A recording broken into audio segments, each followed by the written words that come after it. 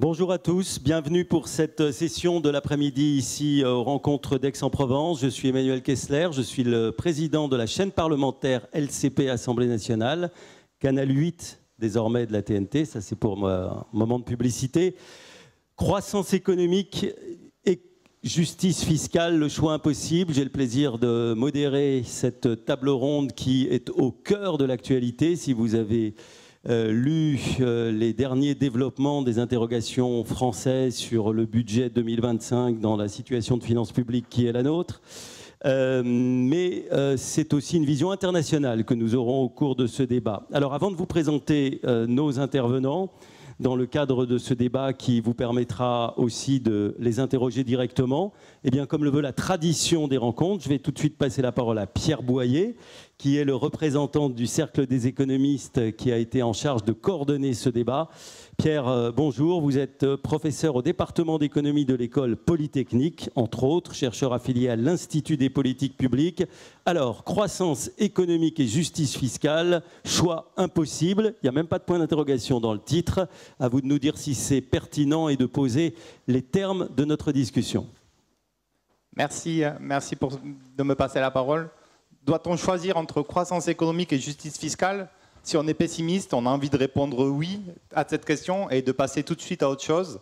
Mais aux rencontres économiques, nous sommes résolument optimistes et notre histoire montre que nous avons réussi à obtenir un haut niveau de développement économique tout en maintenant une certaine justice fiscale.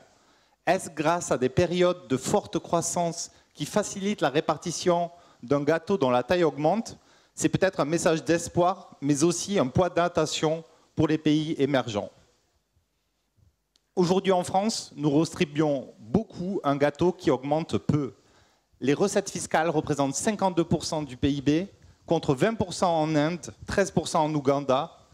Pendant ce temps, les taux de croissance dépassent 8% en Inde, 5% en Ouganda, alors qu'en France, nous luttons pour atteindre les 1%. Dans le même temps, nous voyons que notre dette augmente pour financer notre train de vie, nos entreprises investissent peu dans les innovations de rupture et nos ménages épargnent toujours plus. Il existe une tension entre croissance et justice qu'il ne faut pas ignorer, ainsi que des conflits à résoudre démocratiquement. Mais quel est le rôle de l'impôt dans une société? Ici, la notion importante est le consentement à l'impôt, et c'est essentiel, mais on peut dire aujourd'hui qu'en France, il est fragile et il ne peut pas être considéré comme définitivement acquis. Un des enseignements du baromètre du Conseil des prélèvements obligatoires est qu'une bonne utilisation de l'argent public est le principal déterminant du consentement à l'impôt.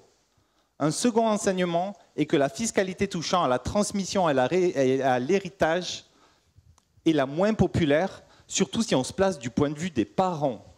Mais ce n'est pas le cas si on se place du point de vue des enfants qui vont recevoir ou non un héritage en fonction de l'endroit où ils sont nés. Enfin, un lien plus fort entre son impôt et son utilisation n'est-il pas une piste prometteuse? Nous avons montré que le fait de permettre aux Français de déduire de leurs impôts les montants des dons aux associations va améliorer le consentement à l'impôt. Pour conclure, faire moins pour l'État, n'est-ce pas en faire plus? Un temps long est nécessaire pour mettre en place les investissements dans la transition écologique, l'innovation et la défense nationale, alors que nous observons continuellement des changements de politique publique. Peut-on trouver des solutions et améliorer nos systèmes socio-fiscaux pour allier croissance et justice fiscale? Peut-on maintenir le lien qui unit le contrat social et le contrat fiscal? J'ai hâte d'entendre les éclairages des intervenants sur ce sujet et je passe maintenant la parole à Emmanuel Kessler. Merci beaucoup Pierre, et vous avez abordé des sujets d'actualité brûlantes. On le verra tout à l'heure, bien sûr, pour tous ceux qui lisent les journaux. Vous y avez sans doute reconnu un certain nombre de points qu'on pourra aborder. Véronique Millicher participe donc à cette rencontre cet après-midi. Vous êtes associée et responsable de la fiscalité au sein du cabinet Baker McKenzie à Paris. C'est un des principaux cabinets d'avocats et conseils en matière financière et fiscale au monde. On se souvient que la présidente de la BCE a été la grande associée française avant vous. Ce qui vous promet un bel avenir sans doute au cabinet Baker McKenzie. Gérard Beckerman, vous le connaissez, il est président de l'affaire L'Association française d'épargne et de retraite, 750 000 adhérents, 56 milliards sous gestion. Il vient de rempiler pour un nouveau mandat, un nouveau quinquennat, parce qu'à l'affaire, on fait plus de quinquennats qu'à la présidence de la République. Gérard Beckerman. Pierre Sellal, président de la Fondation de France depuis 2017. C'est un des principaux acteurs français de la gestion de la générosité publique, avec 12 000 projets soutenus en 2024, 1000 fondations abritées, je trouve environ 400 millions, 350 millions de dons annuels. Vous avez une très longue carrière diplomatique auparavant. Vous êtes ambassadeur de France, vous êtes beaucoup engagé pour l'Europe. Vous avez notamment été secrétaire général du ministère des Affaires étrangères de 2009 à 2014. Et puis, on disait qu'on voulait avoir aussi une vision internationale cet après-midi. Nous l'aurons avec N.K. Singh, président de l'Institute of Economic Growth, Institut pour la croissance économique, et président aussi de la 15e commission, Chairman of India 15 Commission, qui est une commission chargée de travailler sur la question des prélèvements obligatoires, donc à la fois ce qui est prélevé et ce qui est redistribué en termes de défense publique. Et nous avons aussi le plaisir d'accueillir à mes côtés Ramatan Gobi, qui est économiste. Vous avez une solide carrière universitaire derrière vous déjà, politique et administrative également, très internationale. Vous êtes aujourd'hui secrétaire au Trésor de la République d'Ouganda. Bienvenue à vous ici à Aix-en-Provence aux rencontres économiques. Alors, première question, on va commencer avec vous, Véronique Mélicher, puisqu'on est dans un moment assez épineux en matière de finances publiques. Je commence par la France, entreprises en particulier pour lesquelles vous connaissez particulièrement bien la situation, particulier aussi. Est-ce que dans un moment où tout particulièrement la situation budgétaire est particulièrement tendue en termes de déficit et de dette, dégradée même, un recours ciblé à la fiscalité ne s'avère pas indispensable pour redresser les finances publiques? Et est-il, dès lors qu'il est encore une fois ciblé, par exemple sur les plus grosses entreprises, celles qui font le plus de profits, ou sur les plus grosses fortunes, est-il nécessairement un frein à la croissance? Alors, vaste sujet, évidemment, qui est d'une actualité brûlante. Donc moi, je vais vous parler plutôt du côté des entreprises que je conseille, un peu de toute taille, parce que la question de la fiscalité est en fait la même, que ce soit pour une petite entreprise, une entreprise de taille moyenne ou une grande entreprise. Ce qu'il faut avoir en tête, c'est que la fiscalité, c'est une donnée pour les entreprises financières à gérer comme n'importe Voilà, on vous entend bien? Oui. Vous entendez tout bien partout? Voilà, gardez bien le micro, chacun près de vous. D'accord. Voilà. C'est une donnée financière comme n'importe quel autre paramètre financier qui doit être géré par l'entreprise. Et donc, ce qui est très important pour les entreprises, c'est d'avoir une vision long terme. Ce matin, j'assistais à la séance sur la fracture territoriale et tout le monde a dit ce qui manque, c'est une vision long terme du sujet. Et la fiscalité, c'est exactement la même chose. Donc l'important, c'est de pouvoir avoir un système qui ne bouge pas tous les jours, qui puisse être prévisible. Et de ce point de vue-là, le consentement à une fiscalité plus importante, je pense que tout le monde l'a aujourd'hui, vu l'état des finances publiques. Je pense qu'il n'y a pas une entreprise qui se dit qu'en payant de moins en moins d'impôts, ça va arranger les choses. Mais en revanche, il faut qu'il y ait un cadre. Et quand les entreprises, par exemple, entendent parler du fait que le crédit d'impôt recherche, qui est une niche, dite niche fiscale, qui coûte 8 milliards d'impôts et que peut-être on la supprimerait et qu'on gagnerait 8 milliards d'impôts, c'est un leurre total, parce qu'en fait, le crédit d'impôt recherche, il existe depuis 1983.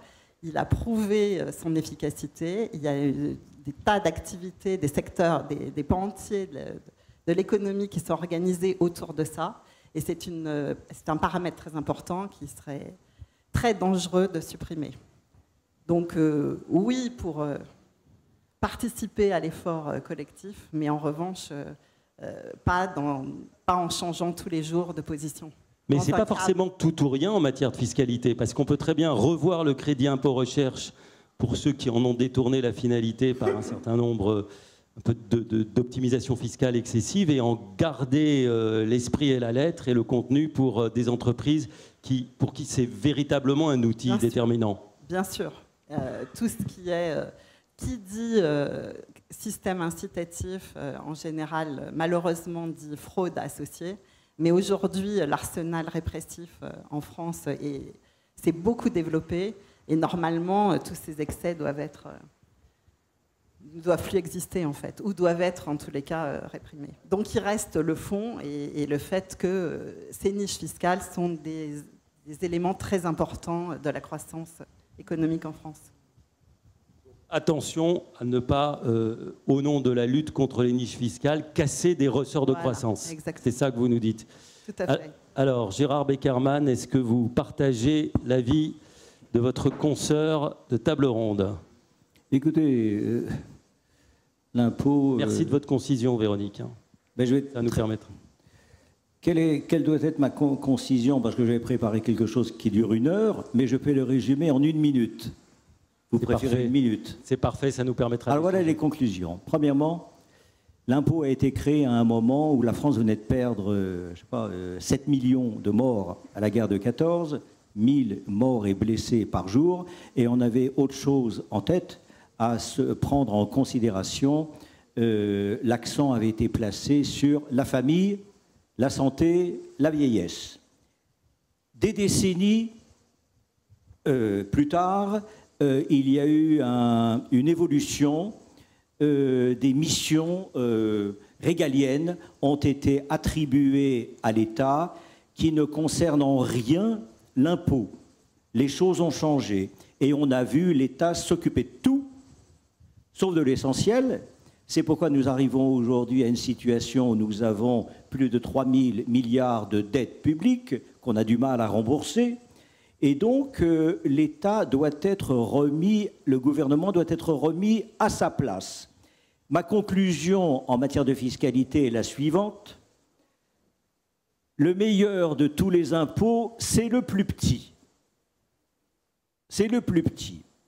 C'est un leurre de penser que par l'impôt, on va rétablir la justice sociale. Il en faudrait trop d'impôts pour que la justice soit mise en œuvre. La justice, je suis économiste, nous y avons réfléchi pendant très longtemps, c'est une histoire en flux annuel de 250 milliards d'euros si l'on veut éliminer la pauvreté dans un pays comme la France. L'impôt sur le revenu représente un peu moins de la moitié aujourd'hui. Autrement dit, il faudrait le doubler pour que nous supprimions la pauvreté au nom de la justice fiscale, au nom de la justice sociale, dont aucun philosophe, que ce soit Kant, que ce soit Descartes, ou que ce soit Rawls, comme aujourd'hui, n'a pu et n'a souhaité donner une définition certaine et éternelle. Autrement dit, il faut remettre le gouvernement à sa place. Des économistes au XIXe siècle disaient « le gouvernement des affaires ne doit pas être l'affaire du gouvernement ». L'État s'occupe de trop de choses. Et puis, vous savez, en comptabilité, il y a un actif et un passif. Et c'est quand même extraordinaire qu'on ne s'intéresse qu'à actionner, suractionner en permanence un seul côté, comme de manière... Finalement, le gouvernement est hémiplégique. On ne s'occupe que de l'actif, c'est-à-dire les recettes fiscales. Et elles sont trop petites, les recettes fiscales, pour éliminer la pauvreté. Alors, il faut considérer également le statut que nous sommes. On n'est pas que contribuable. D'ailleurs, la majorité de nos compatriotes ne payent pas l'impôt. 23 millions de foyers fiscaux en sont dispensés. L'impôt sur le revenu. L'impôt sur le revenu. Ils payent la TVA, ils payent toute une série d'impôts. Bien entendu. C'est pas vrai quand on dit qu'ils payent pas. On parle de l'impôt sur le revenu, mais on ne peut pas utiliser la TVA comme impôt, comme un prélèvement de redistribution sociale. Ouais. Et il y a 20 millions de contribuables en France. Donc il y a beaucoup plus de monde qui ne paie pas l'impôt qu'il n'y a de monde qui le paie. Autrement dit, il faut reconsidérer tous nos paradigmes, notre réflexion, pour qu'enfin l'impôt puisse être un véritable outil de redistribution, si tant est que la redistribution soit un objectif public, ce qui n'a jamais été le cas lorsqu'il a été mis en œuvre au début des années 1920. Alors, voilà un discours bien libéral. Dans un pays où il y a quand même une redistribution, en particulier sociale, qui est quand même assez considérable. Pierre Sellal, vous présidez la Fondation de France. Vous voulez réagir à ce qui vient d'être dit? Oui, je m'exprimerai sur la question plutôt au nom de mon ancienne qualité que vous avez mentionnée, oui, d'ancien représentant permanent de la France à Bruxelles. Lorsqu'on a séjourné très longtemps à Bruxelles, on a un réflexe qui est de comparer la situation de la France à celle de ses partenaires. Et dans ce domaine, ce qui frappe, le domaine des finances publiques, c'est la déviance française par rapport aux partenaires. Vous l'avez mentionné déjà, le déficit public français aujourd'hui est le plus haut déficit public de la zone euro. Ce qui a été rappelé par la Cour des comptes dans son rapport paru il y a quelques jours sur la situation des finances publiques. On est maintenant exactement. En haut. Le ratio d'endettement est parmi les 3 plus élevés de la zone euro. Et surtout, ce qui est assez dramatique, c'est qu'il continue à s'accroître depuis 3 ans, alors que tous les autres pays très endettés, l'Espagne, l'Italie, la Grèce, le Portugal, ont réussi depuis 3 ans à réduire ce ratio. Et troisièmement, vous l'avez mentionné aussi, le niveau des prélèvements obligatoires en France est supérieur de 4 ou 5 points à la moyenne de la zone euro, et de 5 points par rapport à l'Allemagne.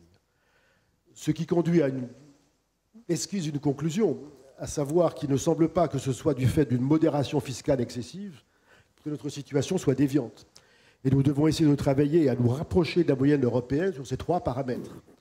J'en déduis que c'est la dépense qui doit être particulièrement ciblée dans un effort, gardez bien le micro, dans un effort d'économie, en étant aussi sélectif que possible. Une seule remarque à cet égard, ce qui est frappant depuis 20 ans, c'est que la part des dépenses qui ont leur mérite et leur nécessité, mais non pas pour vertu de préparer l'avenir, à savoir les retraites et la santé, qui ont cru chacune de 2 points de PIB, alors que les dépenses de recherche et les dépenses d'éducation ont chacune baissé d'à peu près 1 point, 1,5 point de PIB depuis 20 ans. Donc un effort ciblé, sélectif sur la dépense. Je voudrais vous poser une question qui a été...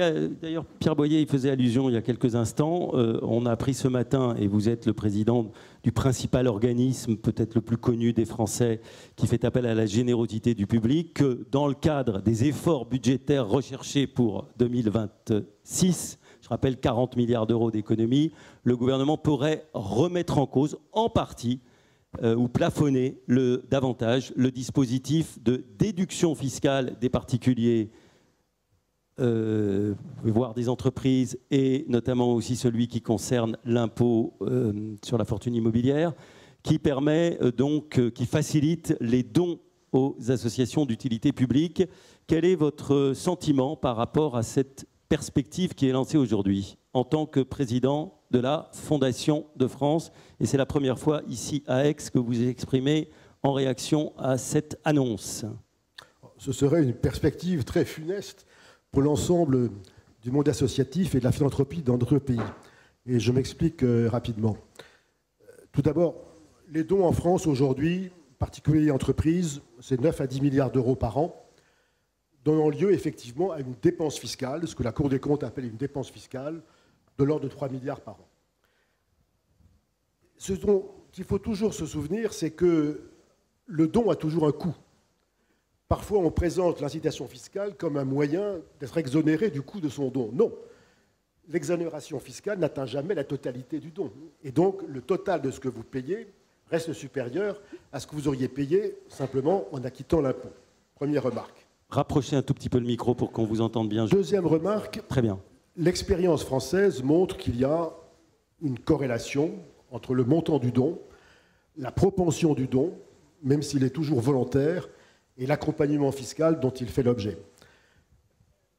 La Cour des comptes que vous avez mentionnée, mes amis de Bercy prétendent qu'il y a une élasticité du don par rapport à l'incitation fiscale.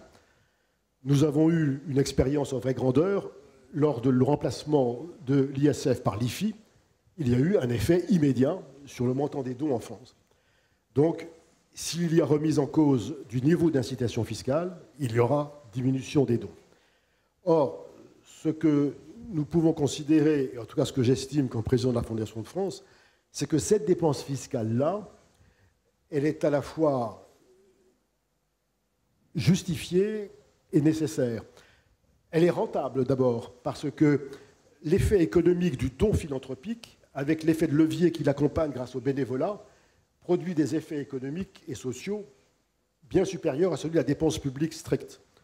Deuxièmement, c'est une dépense fiscale qui est socialement vertueuse parce qu'elle encourage chacun à apporter sa contribution à une mission d'intérêt général. Et enfin, c'est une dépense fiscale nécessaire, tout simplement parce que, compte tenu du désengagement de l'État dans beaucoup de domaines de l'action publique, domaine culturel, la recherche, qui a été mentionné, divers domaines relatifs à l'éducation ou aux transferts sociaux, il y a un besoin, non pas de substitution de la philanthropie et la dépense publique, mais de soulagement des besoins de la culture en particulier, de l'éducation ou de la recherche, par le don généreux. Et encore une fois, dernier point, il n'y a pas de notion de consentement au don. Comme il y a un consentement à l'impôt, le don est toujours une démarche volontaire. Il gagne simplement à être accompagné et encouragé. Donc, j'entends que vous n'êtes pas favorable à cette perspective. Vous m'avez compris. Voilà. Monsieur N.K. Singh, président de l'Institut de la croissance économique en Inde. Merci encore une fois d'être avec nous. On va élargir notre perspective, mondialisée, dans cette période où on a peut-être tendance à se replier un petit peu sur nos frontières. Dans un pays à plus forte croissance, beaucoup plus forte que la France, mais aussi avec des défis sociaux assez considérables, comment percevez-vous cet équilibre entre fiscalité et justice sociale et croissance? Merci beaucoup de me donner l'occasion de venir parler ici. C'est la première fois que je participe à un congrès de cette nature.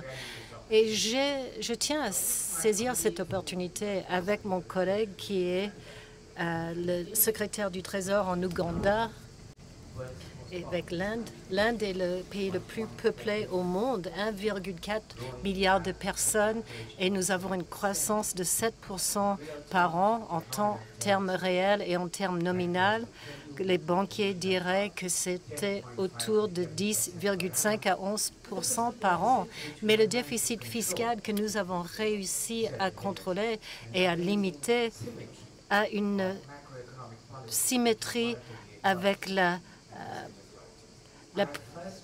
macropolitique et la politique définie par l'État. Je veux parler de 3 points et je vais faire ça rapidement. Premièrement, il me semble qu'un traitement générique de ce sujet, en présentant cela comme choix binaire, la croissance par rapport à l'imposition, ce n'est pas le bon choix. Je pense que les autorités doivent faire face à une trinité impossible. Mes amis économistes savent que c'est utilisé par les banquiers centraux, mais cette trinité impossible existe dans le contexte des décideurs aussi. Pourquoi?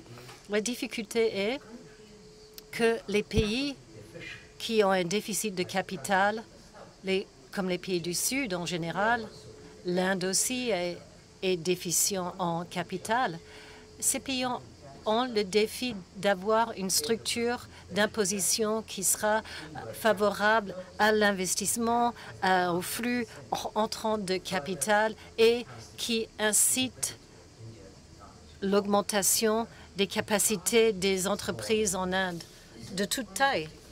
Et c'est un aspect particulier. Deuxièmement, comme vous l'avez dit très correctement, comment, dans ce processus, est-ce qu'on trouve l'équilibre entre les besoins d'attirer le capital, attirer l'investissement, avec les nécessités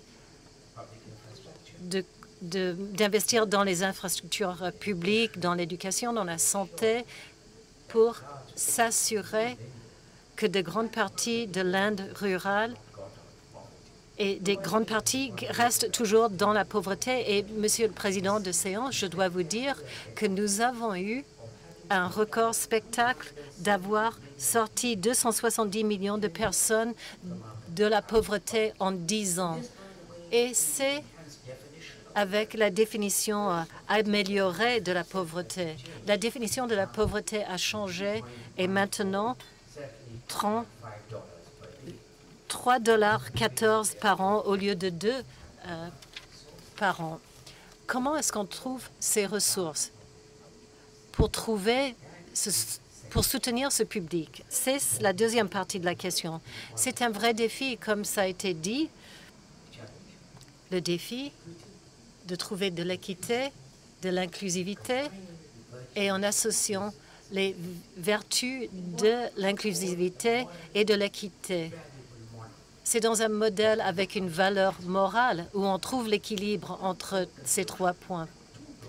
J'ai 2 conclusions assez larges à tirer. Nous n'avons pas de paradigme fixe. Une règle ne s'applique pas à tout. Ce qui peut être vrai pour des économies développées, de grandes économies développées, ne sera pas vrai pour des pays en voie de développement et des pays à faible revenu comme l'Inde. Et je dois dire qu'une règle ne s'applique pas à tous. L'exemple de la France me fascine. Monsieur le Président, je dois dire que mon amie Emily Marchella, que je vais rencontrer dans 2 jours, elle a fait des efforts remarquables pour trouver cet équilibre. La dette française est à 114% du PIB national. Ça va là, bien au-delà des niveaux acceptables. Elle a utilisé les outils de manière très transparente pour augmenter les revenus et pour réduire les dépenses publiques. Et ce ne sont pas toujours des décisions populaires, mais les objectifs de la stabilité macroéconomique nécessitent plus de mouvements dans ce sens. En ce qui concerne l'Inde, j'ai 2 points, Monsieur le Président, à faire avant de clore mes remarques. Premièrement, en tant comme président du comité qui a été mis en place pour reconstruire l'architecture financière internationale avec Larry Summers, qui est le président émérite de l'Université de Harvard, et qui a écrit un rapport qui a été accepté par le G20, par le président Macron aussi. Il a joué un rôle très important. Un caractéristique très important de ce rapport disait que les pays doivent tous adopter des normes acceptées internationalement. Si ces normes internationales, un taux minimum de taxation des sociétés à 15%, des impôts sur les sociétés de 15%, des taxes sur les très riches pour encourager la justice et l'équité, ceci doit être intégré dans un accord international. Et c'était le cas. Mais ça a été rediscuté pendant les 3 derniers mois parce que les États-Unis, qui étaient derrière cela, s'est retiré de son engagement à cet engagement international sur les impôts sur les sociétés minimum et sur certaines taxes sur les riches. Les pays aujourd'hui sont trop intégrés dans une chaîne de valeur ajoutée pour agir sur l'imposition de manière désagrégée sans agir en tandem avec les autres. C'est pour cela que je dis que c'est une trinité impossible. Nous avons réussi en Inde à atteindre cette symétrie tout en ayant d'autres incertitudes géopolitiques. Nous avons encouragé la croissance économique, nous investissons dans les santé publique, nous gardons des paramètres clés macroéconomiques à des niveaux acceptables comme la dette.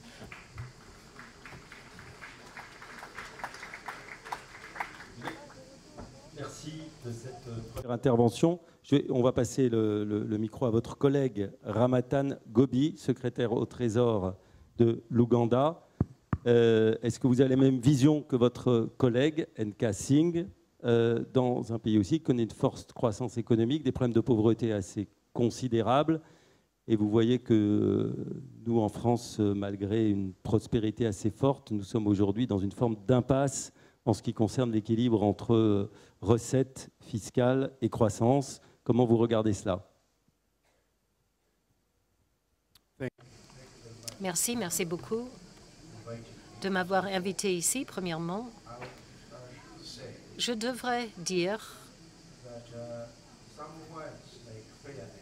que les mots tels que la justice ne sont pas de bon augure pour les économistes. C'est des bons mots pour les philosophes et pour les poètes et pour les religieux, pour la clergé. Mais je me demande, qu'est-ce qui est juste? Est-ce que c'est juste d'imposer de manière disproportionnée les riches afin de donner l'argent aux pauvres? Peut-être que les pauvres ont également le droit de bien vivre, mais est-ce que vous voulez promouvoir ce type de tendance? Les économistes ont ces débats depuis très longtemps et je ne vais pas rentrer dans ces controverses. Ce que je voulais dire, c'est que premièrement, les pays comme mon pays luttent pour élargir la base imposable, pour inclure autant de personnes que possible qui contribuent leur part juste aux revenus d'imposition afin de pouvoir fournir des biens publics. Parmi ces biens publics, je dois dire que la redistribution en fait partie. Lorsque vous avez une économie, la différence économique entre les revenus élevés et les revenus faibles est en train de rétrécir. À ce moment-là, vous avez un bon bien public, même pour ceux qui ont des revenus plus élevés. J'avais l'habitude de dire à mes collègues lorsque j'étais universitaire qu'en Ouganda et dans d'autres pays d'Afrique, les pauvres ne dorment pas car ils ont faim et les riches ne dorment pas car les pauvres sont réveillés. Les pauvres sont réveillés. Donc, personne ne dort bien dans ces pays.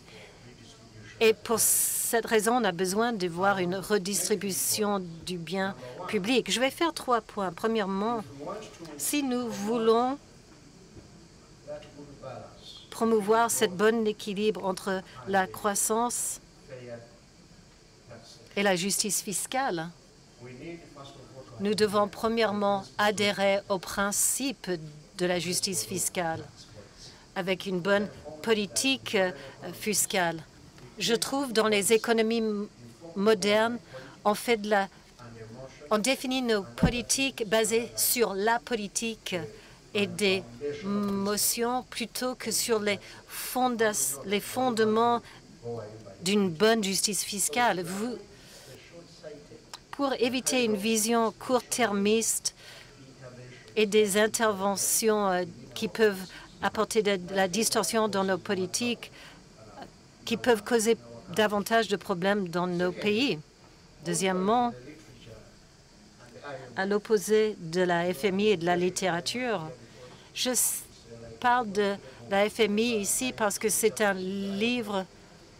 Lorsque je suis en contact avec la FMI, ils me disent enlever les exemptions à l'imposition, mais ils sont en place pour attirer le capital. Et mon collègue en a parlé de cela. Lorsqu'on a de l'investissement dans un pays qui manque en capital, je crée des emplois, je peux augmenter les revenus et je redistribue ces revenus. On ne peut pas avoir de bon investissement en Ouganda et dans le sud mondial si on ne fournit pas des incitations aux investisseurs. Il y a un besoin pour nous de comprendre, et nous l'avons fait au Ouganda, nous avons trouvé que l'imposition était une bonne manière de mettre en place une redistribution fiscale. Dernièrement, lorsque nous renforçons le ciblage des exemptions aux impôts, je vais vous donner un exemple de taux zéro pour la TVA, pour certains biens qui sont consommés par les pauvres. On met 0 TVA sur les médicaments, sur certains biens pour les pauvres, sur les matériaux pour l'éducation. C'est efficace pour aider les pauvres à avoir accès aux biens qui sont difficiles d'accès pour eux. Même s'il y a un échange en efficacité, on perd de l'efficacité. Les personnes à haut revenu bénéficient aussi, mais je dois dire que c'est un bon échange à faire. Merci beaucoup. Je me tourne à nouveau vers Véronique Milicher, parce que ça a été évoqué tout à l'heure par Nka Singh.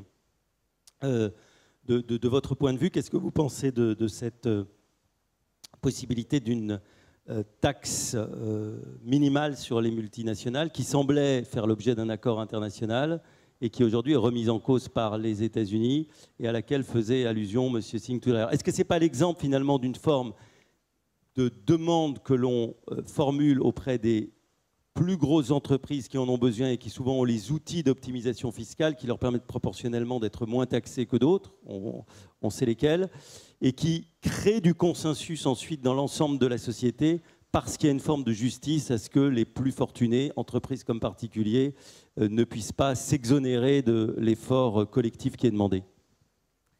Alors oui, effectivement, l'OCDE, il y a une dizaine d'années, s'est emparé de ce sujet qui est que la fiscalité d'entreprise est nationale et donc ouvre la voie à de l'optimisation, évidemment, puisque certains pays proposent des régimes qui sont beaucoup plus favorables que d'autres. Bon, donc il y a un aspect qui est la lutte contre les montages fiscaux, la fraude, etc. Donc ça, on ne va pas en parler. Comme je disais tout à l'heure, les mesures se sont énormément renforcées pour lutter contre ça. Après, reste le fait qu'effectivement, il y a des inégalités.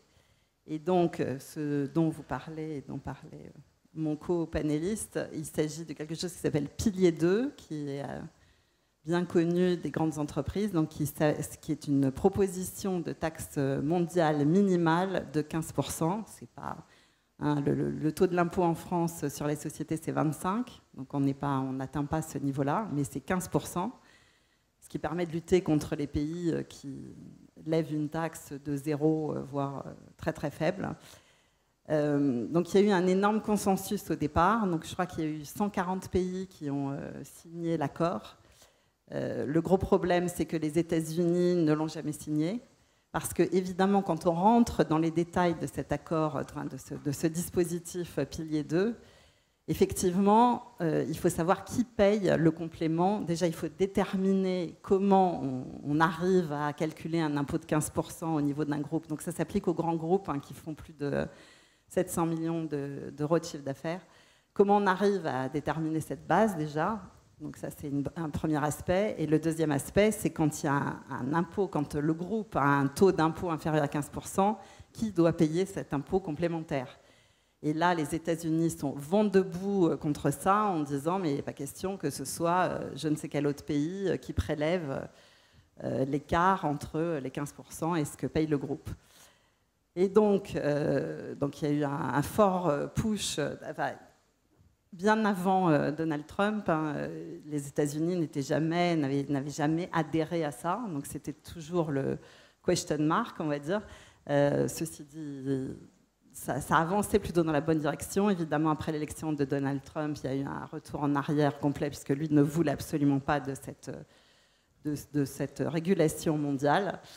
La situation où on en est aujourd'hui, c'est qu'en fait, comme il a menacé de répression, de rétorsion, tous les pays qui appliqueraient et qui voudraient le faire appliquer aux États-Unis, il y a un consensus qui s'est trouvé pour dire que les États-Unis vont être exemptés dans un premier temps, mais ils ne sont pas sortis du système, donc ça c'est plutôt bien, et le système va s'appliquer. Donc effectivement, c'est une grande avancée vers le fait que plus d'égalité sur les taux d'imposition dans le monde. Monsieur Singh veut réagir, je crois, sur ce point. No, I think that, Oui, je pense que je suis tout à fait d'accord avec ce que vous venez de dire. Si les États-Unis ne veulent pas adhérer à cela, le fait que d'autres pays trouvent un accord, c'est déjà un pas en avant positif, parce que cela pose deux problématiques que je voudrais vous poser à tous. Comment peut-on vivre dans une ère où l'arbitrage fiscal et le shopping fiscal et l'investissement sont une caractéristique permanente dans toutes les matrices à travers tous les secteurs. Et ça, c'est un problème pour les banquiers pour gérer les taux de change de manière raisonnable. Et ça rend les choses bien plus complexes que ça l'est maintenant. Donc si les États-Unis ne veulent pas cela, ça c'est un problème.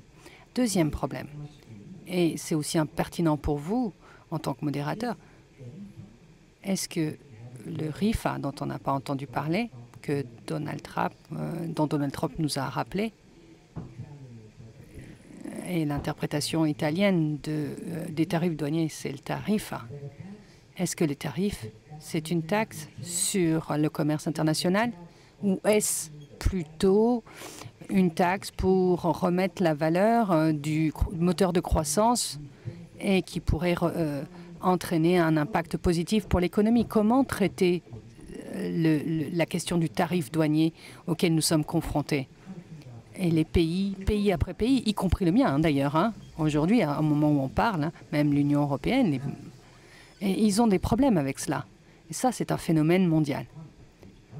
Ça multiplie la contradiction sous-jacente inhérente par rapport au régime international.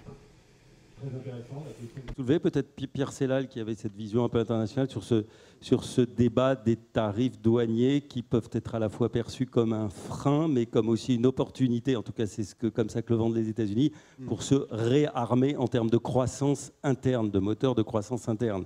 Voilà. Oui. Dans une période de fin de la mondialisation telle qu'on l'a connue pendant des décennies. Tout d'abord, M. Singh a parfaitement raison d'insister sur le besoin de coopération internationale sur ces sujets, notamment en matière de fiscalité des multinationales. Mais reconnaissons dans ce contexte que l'Europe n'est pas très exemplaire, parce que ce qui s'est passé en Europe sur 20 ou 30 ans, c'est le fait que la libre circulation des capitaux, des personnes, des services, des biens, a provoqué un transfert de la fiscalité au détriment des facteurs fixes et en soulageant la fiscalité sur les facteurs mobiles. C'est comme ça que le taux moyen d'impôt sur les sociétés a tendanciellement baissé partout en Europe, de même le taux marginal d'impôt sur le revenu, de même les taxes sur le patrimoine. Et tout cela parce que de manière implicite, mais finalement très délibérée, on a considéré en Europe que la concurrence fiscale entre les États était quelque chose de légitime. Et cela conduit à cette situation aujourd'hui de transfert contraire à la justice que vous évoquiez tout à l'heure, de l'assiette fiscale, des recettes fiscales de certains États membres vers d'autres. Et donc je crois que l'Europe devrait balayer devant sa porte avant de tout attendre d'accords internationaux mobilisant l'OCDE et les États-Unis. Vous avez tout à l'heure, Gérard Beckerman, un peu écarté l'idée de justice fiscale, en tout cas en matière de construction de notre édifice d'impôts. Néanmoins, on voit bien, par exemple, dans notre débat franco-français, qu'il y a un certain nombre d'interrogations et que dans une période de très grande tension budgétaire, pour parvenir à demander des efforts à tous, il faut en demander de plus importants à certaines catégories, d'où des débats sur cette fameuse taxe Zuckman, sur l'imposition de l'héritage, pourquoi pas de l'assurance vie d'ailleurs, au-delà d'un certain montant. J'ai essayé de vous provoquer pour dire que pour que la pilule passe pour tout le monde, il faut quand même que pour les 0,01% qui payent proportionnellement moins d'impôts que les classes moyennes, il y ait quand même un régime qui montre qu'ils font des efforts. Je ne l'ai pas écarté, je la revendique, la justice. Haut et fort. Et comment vous l'appliquez? De la manière suivante. Il faut revenir à une conscience fiscale. Et pour moi, la conscience fiscale, elle repose sur une justice qui n'est pas que fiscale, mais qui doit être une justice civique. Essayons de dépasser l'acception argent, épargne, fortune, l'acception financière de l'impôt. L'impôt, c'est quoi?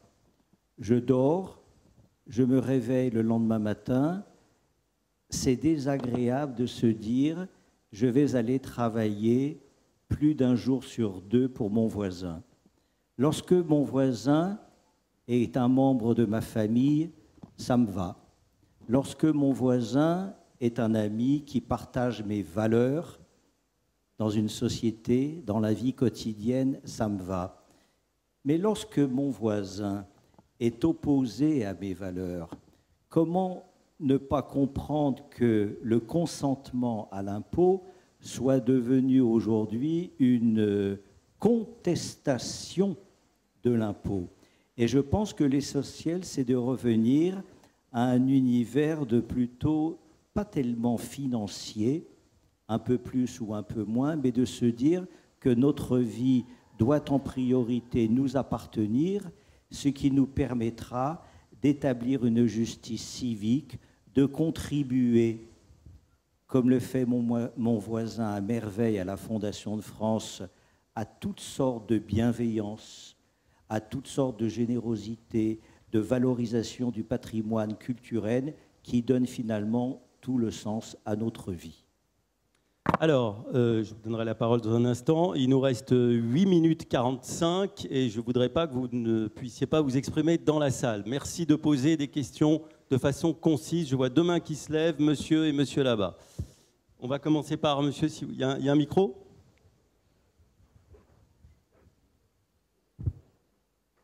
Voilà. Alors, et s'il y a deux micros, comme ça on pourra préparer pour la deuxième question. J'ai vu monsieur au 4e rang, je crois. Merci de lui donner un micro. Si vous pouvez vous présenter en une seconde pour qu'on vous identifie et d'être concis. Oui, Dominique Bédoc, enseignant en SES, Sciences économiques et sociales. Je suis étonné par la déclaration de certains qui s'opposent à la justice sans le dire, évidemment, et faisant appel à la charité plutôt qu'à la solidarité. Je pense que l'urgence est là aujourd'hui. Elle est là. Elle est sociale, elle est politique et elle est environnementale. Si on ne traite pas ces urgences de façon radicale, effectivement, on risque d'avoir des lendemains qui seront difficiles. On se demande d'ailleurs les rencontres de l'économie dans 5 ans, entourés de gens assoiffés ou affamés aussi, selon les deux urgences dont je parlais. Je crois qu'il faut cesser d'assister avec notre argent, avec l'argent public, d'assister les véritables assistés. Pour moi, les véritables assistés, ce sont les gros actionnaires qui dorment bien, monsieur, et qui ne se lèvent pas le matin pour travailler, et qui attendent effectivement que les subsides produits par l'ensemble de la population leur reviennent. Je crois que le temps est au partage. Et ça ne doit pas être un angle mort aujourd'hui dans les rencontres de l'économie. J'ai entendu parler d'affronter le choc du réel. Pour affronter le choc du réel, il faut un véritable partage. Cessons les faux semblants. Merci de la clarté de votre réflexion. Et vous voyez, suscite pas mal d'adhésion dans la salle. Qui veut réagir? Mais je suis d'accord. En un mot? Mais en gros, en tout... Urgence sociale. Ça veut dire que si on ne fait pas quelque chose d'un peu significatif, il y a un sentiment de révolte qui gronde dans la société. Et vous voyez bien sa traduction politique par les montées des extrêmes de l'axe. Voilà.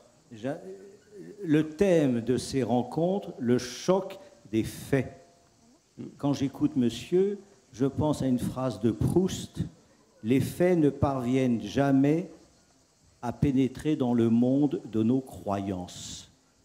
Il se trouve, monsieur, que vous avez des croyances et moi, je suis un statisticien. J'observe les faits. Et moi, que voulez-vous? Je préfère des faits qui permettront une justice civique par un engagement responsable. Évidemment qu'il a de la chance, notre PDG du CAC 40, et vous avez sans doute raison, pas penser à son voisin le matin quand il se réveille. Mais ce que je veux dire, c'est que nous sommes tous pour le partage. Nous devons réfléchir à des solutions concrètes pour le partage dans le respect de la liberté de chacun. Une autre question, monsieur, avec le polo bleu qui avait levé la main. Voilà, pareil, monsieur, concis, clair, comme votre collègue. Oui, donc je me présente, Serge Nardelli, donc je suis secrétaire général de la CDT Commerce et Services, On représente beaucoup de salariés qui sont pas mal précaires aussi. Donc je reviens par rapport à ce que vous avez dit. Vous avez été repris par monsieur sur le premier impôt. Donc le premier impôt, comme vous l'avez dit, c'est la TVA qui rapporte 204 milliards aux finances publiques et au gouvernement et à l'État français. C'est-à-dire l'État, c'est nous. D'accord. L'impôt sur le revenu, comme vous l'appelez, il y a un Français sur deux qui ne paye pas. Donc, mais quand même, quelqu'un qui paye un TVA, qui va acheter son pain, une baguette, il a le même effort à faire qui gagne le SMIC ou quelqu'un qui gagne le PDG, qui va acheter et qui gagne 10 000 euros ou 15 000 euros. D'accord. C'est l'impôt qui date de plus de 100 ans. Bon, voilà, c'est celui-ci. Donc, par rapport à ce que... Où c'est que je reviendrai, monsieur, c'est l'effort à faire sur les dépenses publiques. Là, je pense qu'il y a un gros travail à faire. Et vous avez... Là-dessus, je peux vous rejoindre. Par contre, sur les recettes, en fait, il y a beaucoup de déductions de certains, peut-être PDG, qui ont beaucoup d'avocats fiscalistes pour les aider, pour ne pas payer, ou des grosses fortunes. D'accord. Moi, je voulais revenir de savoir, vous en avez un peu abordé le sujet, sur la taxe Glucksmann, qui a été refoulée par le Sénat. Et le gouvernement dit, ben, attention, exil fiscal. C'est la réponse. 2% taxe Glucksmann, qui a été recommencé par un prix aux États-Unis quand même, hein, qui sont pas des, on va dire, des keynésiens avertis. D'accord. 2%, c'est 20 milliards par an.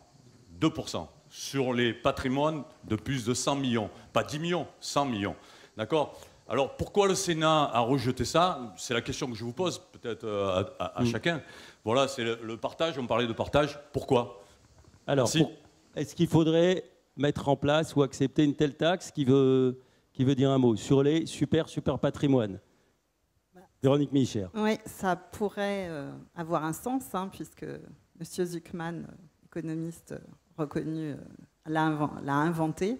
Le problème qu'il y a, c'est qu'effectivement, il faudrait que ce soit mondial. Donc, il faudrait qu'on arrive à un accord de tout le monde pour dire on impose cette taxe. Parce que sinon, qu'est-ce qui va se passer? Ben, vous allez avoir certains pays qui vont l'appliquer, d'autres qui ne l'appliqueront pas, et vous renforcez encore le souhait de faire de l'optimisation fiscale. C'est sans doute pour ça que le Sénat l'a retoqué. Est-ce qu'il reste une dernière question? Est-ce qu'il y a des mains qui se lèvent? Ah, monsieur, au fond de la salle. Et les dames, pourquoi elles posent pas de questions? Moi, j'aime bien la parité. Bonjour. Brièvement, voilà, comme ça, si une de vos collègues peut poser une question, on prendra par priorité. Très brièvement. Alors, il nous reste 2-20. Je m'appelle Hervé Goulet-Decker, je suis économiste. Oui. Et en fait, j'avais une question sur le périmètre des prélèvements. C'est Pierre Sellal qui nous a rappelé qu'on était champion d'Europe des prélèvements obligatoires. Mais finalement, dans les prélèvements, on met des prélèvements qui vont financer des dépenses d'intérêt commun. On met aussi des polices d'assurance qui sont personnelles, c'est la retraite, c'est le chômage. Est-ce que finalement, il ne faudrait pas qu'on revienne sur les définitions et qu'on mette chacun face à ses responsabilités, les retraités d'une part, les chômeurs de l'autre, que l'on soit plus clair dans ce que l'on appelle prélèvement ou pas, ça permettrait de baisser un peu, ça permettrait peut-être de réduire les déficits, si tant est qu'il y en ait, de façon plus simple qu'aujourd'hui. Avoir un pot commun avec des tas de choses très différentes, j'ai l'impression que ça participe de la complexité de la gestion, et je ne crois pas que ça soit une bonne chose. C'est la question des fonds de pension que vous soulevez, peut-être, non? Non, pas. D'accord, c'est pas ça que vous visez. Est-ce qu'une dernière question? Un commentaire alors, puisqu'il nous reste 1 minute, de Ramatan Gobi sur, vous voyez, y compris en France où nous n'avons pas les mêmes problèmes de niveau de pauvreté qu'en Ouganda, vous voyez que ces questions d'urgence sociale, autant que l'urgence climatique, autant que l'urgence des déficits, agitent et secouent notre société. Comment vous réagissez à ces inquiétudes qui se sont exprimées dans la salle? En 44 secondes. Je dirais que au bout du compte, pour moi, l'important, c'est que pour avoir une égalité, il faut éviter de décourager, numéro 1, la prise de risque. Numéro 2, les savoirs et les mouvements de transfert de connaissances. Il faut faciliter les connaissances, les attirer dans notre pays, les conserver, mais il faut aussi permettre à ceux qui prennent des risques de bouger il faut qu'ils soient acceptés et il faut que leur prise de risque soit acceptée et acceptable.